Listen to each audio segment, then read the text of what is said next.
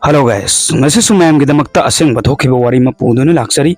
wari se kamaina tawba ga badu mayam puna taminasi mayam puna khangminasi.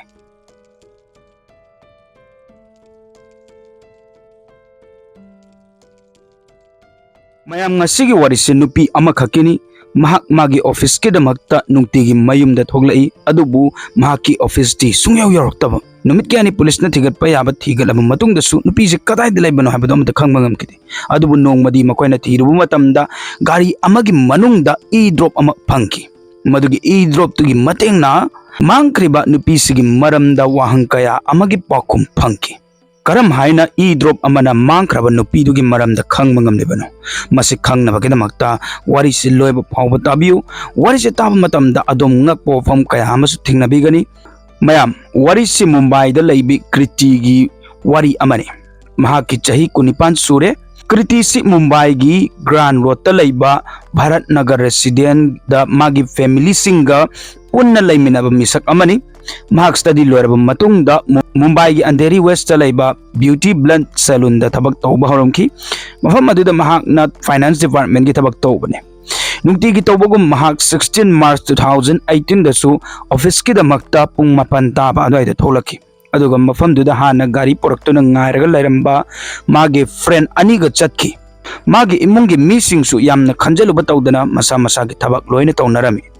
pung su taramathoi makhai muktare matam duda kirti gi mamana haibadi wifi password hangnabagi damakta kriti da call tawbani ngarang tani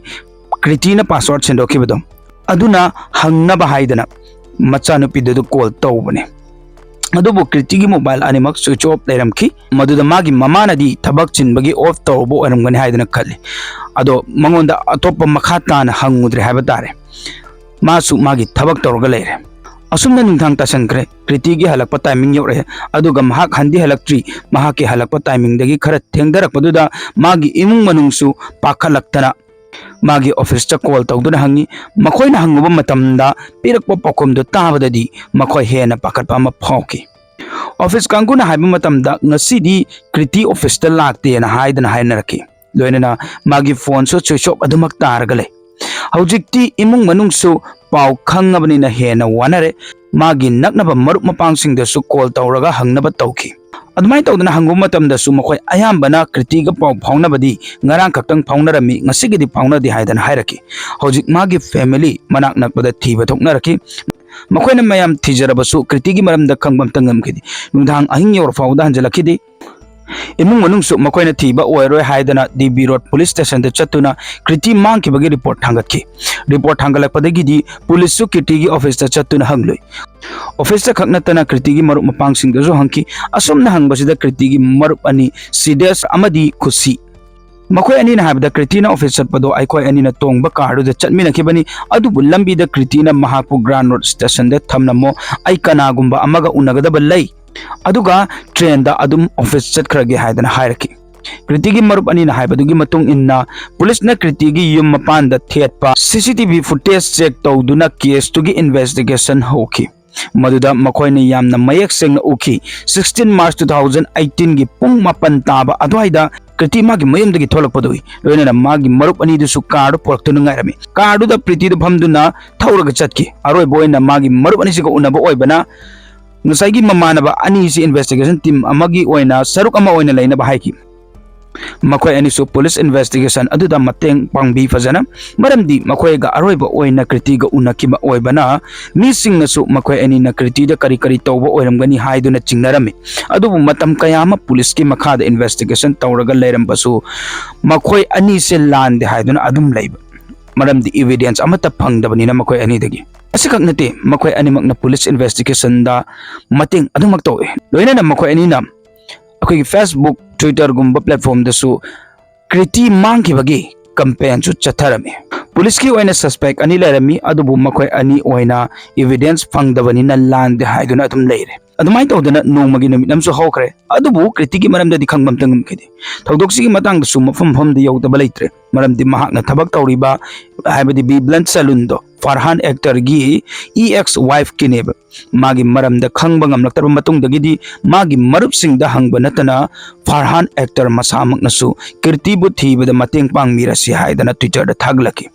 VIP ओइरबा case असिबु solve तौबा ngamdana matam kaya ama lairaba matungdadi Mumbai Crime Branch da case sinaki 5 April 2018 da Crime Branch da कृति मांग की case लौसन की investigation होकी अमुक हनसु कृति की नगनबा अमदी अकोइबदा lab मियोइसिंगदा अकोनबदा उनकिबा मिसिंगदुसु मथंग मथंग अदु मोहंग पांग चथबा होरके नसाइगी हाइगिबा मरुप अनि दो क्राइम ब्रांच नसु सस्पेक्ट नि खंदुना हंगबा होरके मदुदसु मखोय अनि न हाय मखोयना कृतिबु मखोयगी कार थिनबिरमगनी अदुगा कृतिना ग्रांड रोड योरमदाइदा महाक्ति कुमहौरगे हायदना कुमहौगिबनी हायदना हाय कृतिना मकोई कार तोंखिबगी फुटेज ममांगदसु येंखरे अदुबु मकोयनिना ग्रांड रोड योरमदाइदा थादरम हायबनिना मदुदि CCTV की फुटेज तो ममांग चेक तौखितरी क्राइम ब्रांच की टीम ना अकोइबदा लैबा CCTV फुटेज तो येंगदुना चेक तौबा होकी लोइनाना कृतिना तोंगपा कार दो अदुदसु कैमरा पालेबा अदुदसु खंगदबा वफम खंगबा ngamakiba हाइबा मरुप अनिसिना कृतिगा हाइबदी स्टेशन की अनकपदा लेबा CCTV फुटेज नजु फाबा ngamdeba लोइनाना कारुद थेटपा कैमरा दुदसु अखोगी 16 मार्च ता स्टेशन दु चटपागी फुटेज अमत उ फंखिदेबा मसिग मतंग द सिदेस अमदि कोचिना नोय अनि दी स्टेशन लंबिदा थममे हाय अदुगा CCTV फुटेज तदी नोय दी अदोम दसु चtte हाय दुना हंकी मदुदै दुदा मखोय अनि ना हाय असंग बगिदी कृतिना स्टेशन दु योरमदाय द थादरम हायबनी अदुबु महाकना नवजीवन सोसाइटी की मनाकता ओयना थादरम हायबनी अदुदै दुदा मफम दु यौद्रे हायदुना हायकी सस्पेक्ट अनिसिना मखोय की वफम दु सुम हंगदोक हंगजिन तौबदगिदी मखोयना सु चिंगनाबा हेलखीब लोइना मखोय बुकुपने एक्शन बहोकी मसे खक्तंग नतना मखोय की कॉल रिकॉर्ड यावना तिगतकी अदुबु मफम अमतदा हायतारे मफम अमतदगी प्रूफ फंगबा ngamखिदी असुमना मखोय अनि फ्री ओयदना दुम लै कृति मांग की बसु 50 डेज हले अदुबु मा कदाइदा लै हिंगलिबरा नत्रगना सीकरबरा हायबदी कनामतन खंगबा ngamde मखातानसु मागी मरमदा खंगबा ngamरोय हायदुना हायनरके अदुबु पुलिस ता फोरेंसिक रिपोर्ट अमा फंकी मदुदगी केस की मोंगसु पुंगहोंग होंगलखदौरिबनी 16 मार्च ता कीर्तिना खुशी सिदेस याउना अरोइबा ओइना तोंखिबा कार अदु हौरकपदगी पुलिसना इन्वेस्टिगेशन की दमकता फोरेंसिक लैब ता थमखिबनी फोरेंसिक रिपोर्ट लाकपा मतमदा हाइकी कार की बैक साइड ता ई ड्रॉप अम फंकी मदुगी ई दुगी DNA टेस्ट तौरु मतमदा हाइबा तारे अमदी ngसाइगी कृतिगी ममा मपागी सु टेस्ट तो तौबु मतमदा हाइबदी ई दु मैच तौकी हाइबा तारे हाइबदी ई दो कनागी नते कृतिगी ने हाइबनी हौजिक कृतिगी ई ड्रॉप अमदुना वहंग कया मथोलकी मसि खंग मतमदा पुलिसना अमुके हेन खुशी अमदी सीरियस पु कौखी मकोयदा पुलिसना पावर सिजनदुना हंगबा मतम खरदी मकोय वा लाइथोगा अखोयदी कृतिदो गाड़ीदगी ड्रॉप तौरंबा खक्तनी अखोय मा कदाइदा लेगी खंगदे हाइदुना हाइकी अदुबु पुलिसना मकोय अनीना कार बैक साइड तगी फंगबा ई ड्रॉप तगी मरमदा पुथोक्तुना हंगबा मतमददी मकोय वा अमत चुमना खुंबा ngamgidi अदुगा मतम अमददी मकोय पुलिस पु कीबदगी असेंगबदु लोइना हाइदोरकपा हौरखी हारिबा असेंगबसी तु चुंगदबा वफम अमनी कीर्तिसी बी ब्लंट फाइनेंस मैनेजर की थबक तौबनी अदुगा खुशी हारिबा नुपीसिना मफम दुदा किटीदगी जूनियर ओइना थबक तौबनी सीडीएसना अकाउंट एग्जीक्यूटिव ओइना थबक तौबनी हारिबा सीडीएसडी मफम अदुदा मतम सांगनदगी थबक तौरगा लाअबनी मागी परफॉर्मेंस सु अदुमक फजै अदुबु मतम खरगी ममांगदगी मागी टारगेट तो फंगनबा होनबदा खरा वारमे फंगबा ngamlamde मसेखक नतना मागी थबक तुदसु लेप्तना असोइबा लाअमे मसीना मरम ओरगा किटीना मंगोंदा नोटिस अमा थाकी 16 मार्च 2018 की मनुंगदा नसागी असोइबदु चुमथोकनबा होनरो नत्रगना थबक सि तोकपा तारे हाइदुना हाइकी मदुना मरम ओरगा सीडीएसना मागी ममानबी अमदुदा हाइबा तारे मागी खुशी दा हाइबा तारे खुशी दसु तमलमी खुशी हाइरि सिलोंगनबा नुपी अमनी अदुबु मफमदुदा थबक तौरगा महा सीडीएस का रिलेशनशिप अमदा लेमिनखिबनी कीर्तिना नुपासिदा थादोराबनेना खुशीसु कीर्तिना नुपासि थबक्तगी लौथो अद्रा हाइदुना मरमसिदगी माजे अखोयगी पाखतपा किजबदो फावरमेब अदुमाय तौदुना अखोयगी मागी असोबदसु सुंथोकपा ngamdre अदु लेबदुना मरम ओइरे हाइरगा ngसाइगी खुशी अमदि सीडीएस मखोय अनिसिसु वाजे तानाबनेब अदुमाय तौदुना खुशी अमदि सीडीएसना तमथीरबा प्लान अमा सिनखिबनेब मरमदी मखोयगी थबक्ता कानानबा हाइदुना प्लान की मतुंग इनना मखोयदा कृतिदा कॉल तौरगा हाइकी असिदि नंगसु अखोयगा ऑफिस दा चलसी हाइदुना हाइकिबनी ꯃꯃꯥꯡꯗꯗꯤ ꯀ꯭ꯔꯤꯇꯤ ꯇ꯭ꯔꯦꯟꯗ ꯑꯗꯨꯃꯛ ꯆꯠꯂꯤ ꯑꯗꯨꯕꯨ ꯅꯨꯃꯤꯠꯁꯤꯗꯗꯤ ꯃꯈꯣꯏ ꯑꯅꯤꯅ ꯍꯥꯏꯔꯛꯄꯒꯤ ꯃꯇꯨꯡ ꯏꯟꯅ ꯍꯥꯏꯕ ꯇꯥꯔꯦ ꯃꯈꯣꯏꯒꯤ ꯀꯥꯔ ꯑꯗꯨꯗ ꯇꯣꯡꯗꯨꯅ ꯆꯠꯂꯝꯃꯤ ꯀ꯭ꯔꯤꯇꯤ ꯇꯣꯡꯉꯕ ꯃꯇꯨꯡꯗ ꯃꯈꯣꯏꯅ ꯃꯍꯥꯛꯄꯨ ꯃꯤ ꯂꯩꯇꯕ ꯑꯆꯤꯛꯄ ꯖꯒꯥꯗ ꯄꯨꯗꯨꯅ ꯂꯥꯛꯈꯤ ꯀꯥꯔꯗ ꯂꯥꯛꯄꯗꯨꯗ ꯃꯈꯣꯏꯅ ꯍꯥꯏꯈꯤ ꯁꯤꯗꯦꯁꯄꯨ ꯊꯕꯛꯇꯒꯤ ꯂꯧꯊꯣꯛꯄꯤꯒꯅꯨ ꯍꯥꯏꯗꯅ ꯃꯗꯨꯗꯩꯗꯨꯗ ꯀ꯭ꯔꯤꯇꯤꯅ ꯍꯥꯏꯈꯤ ꯃꯗꯨꯗꯤ ꯑꯣꯐꯤꯁꯀꯤ ꯃꯤꯇꯤꯡꯗ ꯈꯪꯒꯗꯕꯅꯤ ꯍꯥꯏꯗꯅ ꯃꯈꯣꯏ ꯑꯅꯤꯅ ꯀ꯭ꯔꯤꯇꯤꯗꯒꯤ ꯃꯈꯣꯏꯅ ꯑꯄꯥꯝꯕ ꯄꯥꯎꯈꯨꯝ ꯇꯥꯕ ꯐꯪꯈꯤꯗꯕꯗꯒꯤ ꯍꯥꯏꯕ ꯇꯥꯔꯦ ꯃꯈꯣꯏ ꯃꯔꯩ ꯌꯦꯠꯅꯕ ꯍꯧꯔꯛꯈꯤꯕꯅꯦꯕ ꯃꯗꯨꯒꯤ ꯁꯥꯎꯅꯕ ꯃꯔꯛꯇꯨꯗ ꯀꯌꯥꯝ ꯑꯀꯥꯏꯕ ꯍꯥꯏꯅꯈ꯭ꯔꯕꯅꯣ ꯈꯪꯗꯦ ꯀꯨꯁꯤ ꯑꯃꯗꯤ ꯁꯤꯗꯦꯁ ꯆꯪꯗꯅ ꯐꯤꯅ ꯌꯦꯠꯇꯨꯅ ꯈꯧꯔꯤ ꯃꯦꯠꯄ ꯍꯧꯈꯤꯕ ꯐꯅꯌꯥꯝ ꯀꯨꯏꯅ ꯈꯧꯔꯤꯗꯨꯗ ꯂꯥꯛꯁꯜꯂꯕ ꯃꯇꯨꯡꯗ ꯍꯥꯏꯕ ꯇꯥꯔꯦ ꯌꯥꯝ ꯀꯨꯏꯅ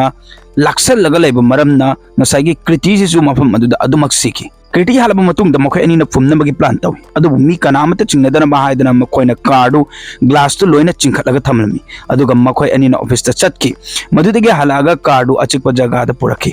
ꯍꯥꯟꯅ ꯐꯨꯝꯗ꯭ꯔꯤꯉꯩ ꯃꯃꯥꯡꯗ ꯀꯩꯗꯧꯒꯦ ꯍꯥꯏꯕꯕꯨ ꯃꯥꯁꯤ ꯀ꯭ꯔꯤꯃꯤꯅꯦꯜ ꯃꯥꯏꯟꯁꯦꯠꯅꯤ ꯍꯥꯏꯒꯗ꯭ꯔꯗꯤ ꯈꯪꯗꯦ ꯃꯈꯣꯏꯅ ꯀ꯭ꯔꯤꯇꯤꯒꯤ ꯃꯁꯥꯗꯨꯕꯨ ꯃꯇꯨꯞ ꯑꯍꯨꯝ ꯊꯣꯛꯅ ꯀꯛꯊꯠꯂꯤ ꯇꯣꯉꯥꯟ ꯇꯣꯉꯥꯟꯕ ꯃꯇꯨꯞ ꯑꯍꯨꯝꯗꯨꯕꯨ ꯇꯣꯉꯥꯟ ꯇꯣꯉꯥꯟꯕ ꯖꯒꯥꯗꯁꯨ ꯐꯨꯝꯃꯤ ꯐꯨꯝꯂꯕ ꯃꯇꯨꯡꯗꯁꯨ ꯀꯥꯔꯗꯨꯕꯨ ꯀꯥꯔ ꯋꯥꯁ ꯑꯃꯗ ꯄꯨꯔ ꯆꯠꯂꯒ ꯃꯅꯨꯡ ꯃꯄꯥꯟ ꯂꯣꯏꯅ ꯁꯦꯡꯗꯣꯛꯍꯜꯂꯤ ꯃꯗꯨ ꯂꯣꯏꯔꯒ ꯃꯈꯣꯏ ꯑꯅꯤ ꯀ꯭ꯔꯤꯇꯤꯒꯤ ꯌꯨꯝꯗ ꯂꯥꯛꯇꯨꯅ ꯃꯥꯒꯤ ꯐꯦꯃꯤꯂꯤꯒ ꯂꯣꯏꯅꯅ ꯀ꯭ꯔꯤꯇꯤꯕꯨ ꯊꯤꯕ ꯁꯥꯁꯤꯟꯅꯔꯤꯕꯅꯤ ꯃꯈꯣꯏꯗ ꯆꯤꯡꯅꯗꯅꯕ ꯍꯥꯏꯗꯨꯅꯁꯨ ꯃꯈꯣꯏ ꯑꯅꯤꯅ ꯇꯧꯔꯤꯕꯅꯦꯕ ꯑꯗꯒꯤ ꯑꯣꯟꯂꯥꯏꯟꯗꯒ ꯆꯪꯗꯅ ꯑꯩꯈꯣꯏꯒꯤ ꯀꯦꯝꯄꯦꯟꯒ ꯆꯠꯊꯔꯤꯕꯅꯦꯕ ꯂꯣꯏꯅꯅ ꯄꯨꯂꯤꯁꯀꯤ ꯃꯅꯥꯛꯇꯒ ꯆꯠꯇꯅ ꯑꯩꯈꯣꯏꯒꯤ ꯃꯇꯦꯡ ꯄꯥꯡꯕ ꯁꯥꯖꯅꯔꯤꯅꯦꯕ ꯃꯣꯏꯒꯤ ꯁꯥꯟꯅꯔꯤꯕ ꯀꯣꯛꯁꯤꯕꯨ ꯃꯈꯣꯏꯅ ꯈꯜꯂꯤꯕꯨ ꯀꯥꯔꯗꯨ ꯁꯦꯡꯗꯣꯛꯈ꯭ꯔꯕꯅꯤꯅ ꯀꯅꯥ ꯑꯃꯠꯇꯅ ꯈꯪꯉꯔꯣꯏ ꯀꯔꯤꯃꯠꯇ ꯐꯪꯉꯔꯣꯏ ꯁꯤꯅꯦꯕ ꯑꯗꯨꯕꯨ ꯂꯥꯏꯕꯛꯅ ꯐꯠꯇ꯭ꯔꯤꯁꯨ ꯀꯥꯔ ꯁꯦꯡꯗꯣꯛꯏꯕ ꯃꯤꯑꯣꯏꯗꯨꯅ ꯀꯥꯔ ꯕꯦꯛ ꯁꯥꯏꯗꯇꯨ ꯐꯖꯅ ꯆꯥꯝꯊꯣꯛꯄꯤꯔꯝꯗ꯭ꯔꯦꯕ ꯑꯁꯨꯝꯅ ꯏꯗꯨꯒꯤ ꯃꯇꯦꯡꯅ ꯀ꯭ꯔꯤꯇꯤꯒꯤ ꯃꯔꯝꯗ ꯂꯣꯏꯅ ꯈꯪꯕ ꯉꯝꯂꯛꯈꯤꯕ ꯄꯨꯝꯅꯃꯛ ꯈꯪꯂꯕ ꯃꯇꯨꯡꯗ ꯁꯤꯗꯦꯁ ꯑꯃꯗꯤ ꯈꯨꯁꯤꯕꯨ ꯀꯤꯗꯅꯦꯄꯤꯡꯒꯤ ꯄꯨꯂꯤꯁꯇ ꯑꯣꯏꯗꯕ ꯉꯥꯡꯉꯝꯕ ꯏꯚꯤꯗꯦꯟꯁ ꯃꯨꯊꯠꯅꯕ ꯍꯣꯠꯅꯔꯝꯕ ꯑꯃꯗꯤ ꯃꯤ ꯍꯥꯠꯄꯒꯤꯗꯃꯛꯇ ꯁꯦꯛꯁꯟ ꯄꯥꯟꯗꯨꯅ ꯀꯣꯔꯠꯀꯤ ꯃꯇꯦꯡꯅ ꯖꯦꯜꯗ ꯊꯥꯖꯤꯟꯈꯤ ꯍꯧꯖꯤꯛꯀꯤ ꯑꯣꯏꯅ ꯀꯦꯁꯤꯒꯤ ꯃꯔꯝꯗ ꯍꯥꯏꯕ ꯇꯥꯔꯒꯗꯤ ꯈꯨꯁꯤꯁꯤ ꯕꯦꯜ ꯐꯪꯗꯨꯅ ꯖꯦꯜꯗꯒꯤ ꯊꯣꯛꯂꯛꯑꯦ ꯑꯗꯨꯕꯨ ꯁꯤꯗꯦꯁꯇꯤ ꯖꯦꯜꯗꯨꯗ ꯂꯩꯔꯤ ꯄꯨꯂꯤꯁꯅ ꯉꯁꯤ ꯐꯥꯎꯕꯗ ꯀ꯭ꯔꯤꯇꯤꯒꯤ ꯕꯣꯗꯤ ꯑꯗꯣ ꯐꯖꯅ ꯐꯪꯕ ꯉꯝꯗ꯭ꯔꯤ ꯃꯌꯥꯝ ꯃꯈꯣꯏ ꯑꯅꯤꯁꯤ ꯀꯔꯝꯕ ꯆꯩꯔꯥꯛ ꯄꯤꯔꯒꯅ ꯍꯦꯟꯅ ꯄꯦꯟꯒꯅꯤ ꯀꯔꯝꯕ ꯆꯩꯔꯥꯛꯀ ꯄꯤꯅꯤꯡꯉꯤ ꯍꯥꯏꯕꯗꯣ ꯑꯩꯈꯣꯏꯒꯤ ꯀꯃꯦꯟꯗꯒ ꯍꯥꯏꯕꯤꯔꯛꯑꯣꯕ ꯑꯩꯈꯣꯏꯒꯤ ꯈꯟꯕ ꯂꯩꯔꯒꯁꯨ ꯍꯥꯏꯕ ꯇꯥꯔꯦ ꯃꯁꯤ ꯍꯥꯏꯕꯒ ꯂꯣꯏꯅꯅ ꯉꯁꯤꯒꯤ ꯋꯥꯔꯤꯁꯤ ꯃꯇꯥꯡꯁꯤꯗ ꯂꯣꯏꯁꯤꯟꯖꯔꯒꯦ ꯑꯁꯤꯒꯨꯝꯂꯕ ꯑꯁꯦꯡ ꯑꯁꯦꯡꯕ ꯋꯥꯔꯤ ꯃꯌꯥꯝ ꯑꯃ ꯇꯥꯕꯤꯅꯤꯡꯕ ꯂꯩꯔꯒꯁꯨ ꯑꯩꯈꯣꯏꯒꯤ ꯆꯦꯅꯦꯜꯁꯤꯗ ꯆꯪꯗꯨꯅ ꯑꯩꯈꯣꯏꯒꯤ ꯋꯥꯔꯤ ꯑꯅꯧ ꯑꯅꯧ ꯊꯥꯒꯠꯂꯛꯄ ꯉꯥꯏꯗꯨꯅ ꯂꯩꯕꯤꯌꯨ ꯍꯥꯏꯕꯁꯤ ꯊꯝꯖꯕꯒ ꯂꯣꯏꯅꯅ ꯉꯁꯤꯒꯤꯗꯃꯛꯇꯗꯤ ꯀꯥꯏꯅꯔꯁꯤ ꯃꯊꯪꯒꯤ ꯋꯥꯔꯤꯗ ꯑꯃꯨꯛ ꯃꯌꯥꯝ ꯄꯨꯟꯅ ꯊꯦꯡꯅꯔꯁꯤ ꯌꯥꯏꯐꯔꯦ